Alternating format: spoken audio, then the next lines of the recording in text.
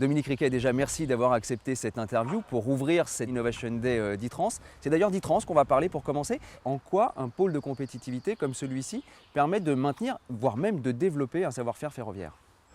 Parce qu'il n'y aura pas, il n'y aura plus de capacité de maintenir et de développer un outil industriel de niveau mondial s'il n'y a pas une capacité de recherche et de transfert technologique qui soit de niveau mondial. Et donc, dans une industrie aussi compétitive au niveau mondial que le transport, le pôle de compétitivité, c'est une absolue nécessité. C'est même pas un instrument supplémentaire, c'est une absolue nécessité. On va beaucoup vers les clusters, les regroupements, les réseaux dans la production au niveau industriel.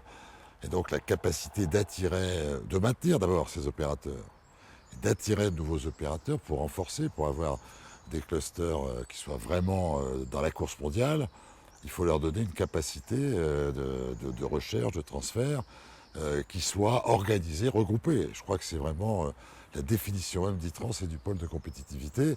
C'est à la fois de regrouper les savoir-faire et d'en attirer de nouveaux. Comment Bruxelles, justement, perçoit ces pôles de compétitivité?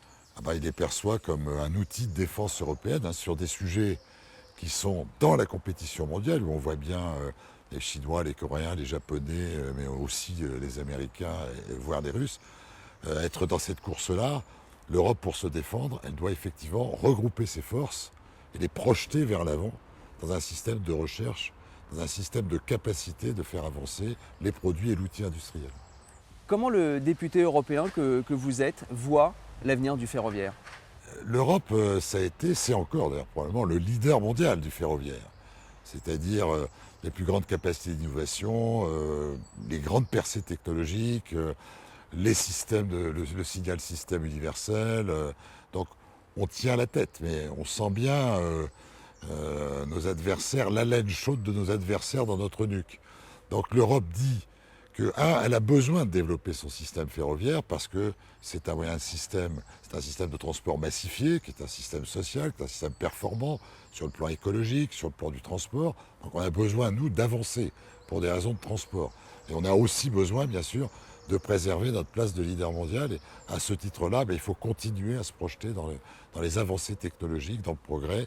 Il faut continuer à tenir la corde et être les leaders. Comment aujourd'hui les instances européennes encouragent le développement du ferroviaire? Le milieu ferroviaire, il est aussi paradoxalement extrêmement éclaté entre 28 États membres qui ont des règlements, des spécificités qui cloisonnent en quelque sorte l'espace ferroviaire, et entre des opérateurs ferroviaires qui sont, pour la production de matériel roulant ou pour les infrastructures, aussi très éclatés.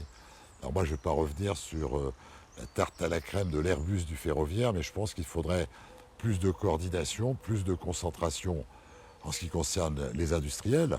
Et en ce qui concerne les États, il faut harmonisation, simplification, interopérabilité, et puis des normes de sécurité qui soient harmonisées. C'est l'objet d'ailleurs du volet technique du 4e paquet ferroviaire. Vous parliez de simplification. Comment aujourd'hui on peut simplifier?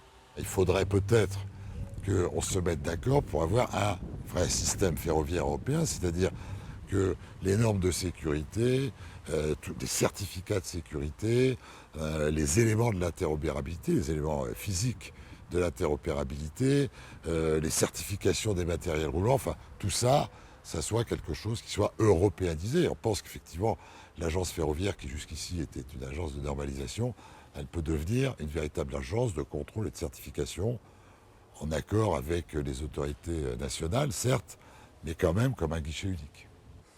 Un mot sur Shift to Rail. Qu'est-ce qu'on peut en attendre?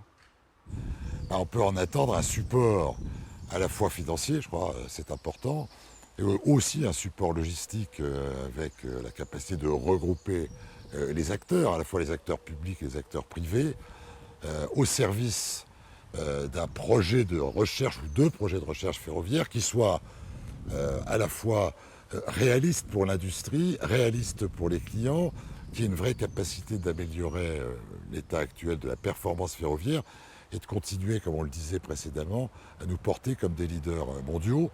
Il faut souligner que c'est la première fois qu'il y a un programme aussi important dans les transports qui est consacré au ferroviaire, puisque c'est quasiment 10 fois plus que dans le programme précédent. Sur cette Innovation Day, on va évidemment parler d'innovation. Quels sont, de votre point de vue, les freins ou au contraire les leviers à l'innovation dans le monde du ferroviaire?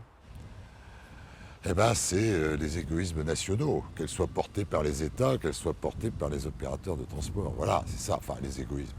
Les intérêts, on va le dire comme ça, les intérêts nationaux.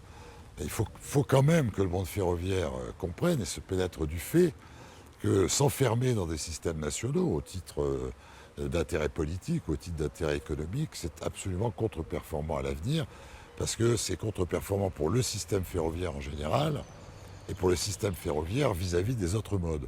On voit bien que le progrès du ferroviaire n'est pas à la hauteur de ce qu'on en attend. Moins 10% du fret, 6% des personnes transportées, c'est pas du tout à la hauteur des enjeux. Donc il y a d'immenses possibilités à la condition qu'on privilégie la vision du futur aux crispations du passé.